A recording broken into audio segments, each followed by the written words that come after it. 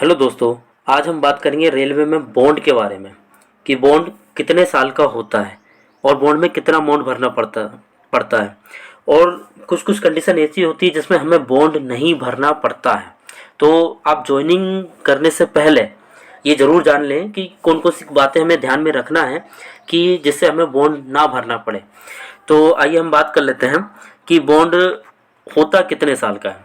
तो हम बेसिकली 5 साल का यहाँ पर बॉन्ड भराता है और ये एनटीपीसी में ज़्यादातर हर जोन भरवाता है, लेकिन ग्रुप डी में ये जोन के ऊपर डिपेंडेंट होता है कि वह आपसे बॉन्ड भरवा रहा है या नहीं भरवा रहा है। कुछ जोन भरवाते हैं और कुछ जोन आपसे 5 साल का बॉन्ड नहीं भरवाते हैं। ठीक है, तो यहाँ पर मेनली 5 साल का ही मतलब बॉन्ड होता है। ठीक है, और ये आपको बॉन्ड कब भरना होता है, आपको जब आपकी रिलीविंग होती है उससे पहले ही आपको सबमिट करना पड़ता है। ठीक है, और इसमें कुछ कंडीशन होती है कि जब भी आप जैसे अभी यहाँ पर जॉब कर रहे हैं, उससे आप जैसे कोई दूसरी एग्ज़ाम के थ्रू आप पास होते हैं या दूसरी जॉब अटेंड करने जा रहे होते हैं, अगर आपका सेम ग्रेड पे होगा या उससे कम होगा तो आपको बॉन्ड भरना पड़ेगा। ठीक है, याद रखें। अब एक जॉब छोड़ के दूसरी जॉब में अगर जा रहे हैं तो आपका सेम ग्रेड पे हो या उससे कम है तो आपको बॉन्ड भरना पड़ेगा किसी भी कंडीशन पे।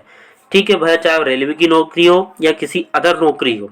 ठीक है, ग्रेड पे सेम या उससे कम है तो भरना पड़ेगा, या आप अपने पर्सनल रीजन से भी अगर आप जॉब छोड़ रहे हैं तो भी आपको बॉन्ड भरना पड़ेगा। ठीक है, अगर आप एक जॉब छोड़ के दूसरी जॉब में अगर आप जा रहे हैं और वहां पर आपका ग्रेड पे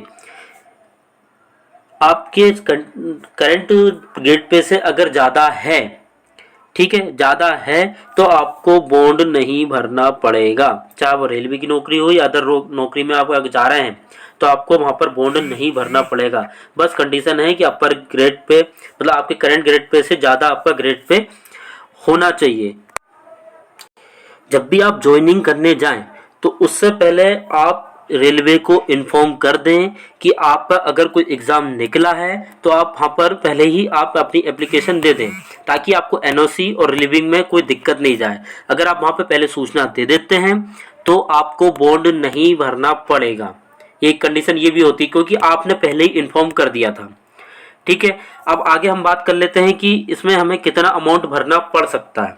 ठीक है, अमाउंट भरने की अगर बात करें तो अमाउंट आपकी जो ट्रेनिंग होती है एनटीपीसी में तो ज़्यादातर 6 महीने 3 महीने 1 साल की भी ट्रेनिंग होती है, लेकिन ग्रुप डी में बहुत कम समय की ट्रेनिंग होती है। तो आपका ट्रेनिंग के ऊपर जितना भी खर्चा किया जा रहा है, मतलब ट्रेनिंग का टोटल खर्चा, ट्रेनिंग के ऊपर जितना भी खर्चा किया जाएगा तो उस पर जितना भी खर्चा किया गया है उसका पूरा इंटरेस्ट, ठीक है, पूरा इंटरेस्ट वो भी 12% के साथ, 12 साढ़े 12% आपको इंटरेस्ट लगता है। ठीक है, और साथ में आपका बेसिक पे और प्लस डीए। ठीक है, ये अमाउंट आपको रेलवे को पे करना रहता है। मतलब ट्रेनिंग में जो भी खर्चा हुआ है, बेसिकली ग्रुप डी में बहुत कम ट्रेनिंग होती है, 7 दिन की होती है या फिर 15 दिन की होगी या मैक्सिमम 1 मंथ की होगी। ठीक है, जितना भी आपको पे करना पड़ेगा वो ट्रेनिंग का टोटल खर्चा आपको ट्रेनिंग के दौरान दिया गया, आपको मतलब जो भी सैलरी आपको दी जाएगी, मतलब जिसमें बेसिक पे और डीए आपका शामिल होगा। टीए वगैरह वो एचआर मतलब ये शामिल नहीं किया जाता है, सिर्फ बेसिक पे और डीए आप शामिल किया जाता है।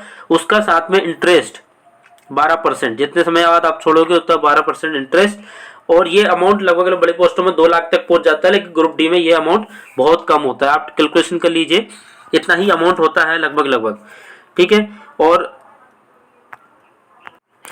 अगर इन्फॉर्मेशन अच्छी लगी हो तो प्लीज़ चैनल को सब्सक्राइब करें और ज़्यादा से ज़्यादा लोगों को शेयर करें। Thank you.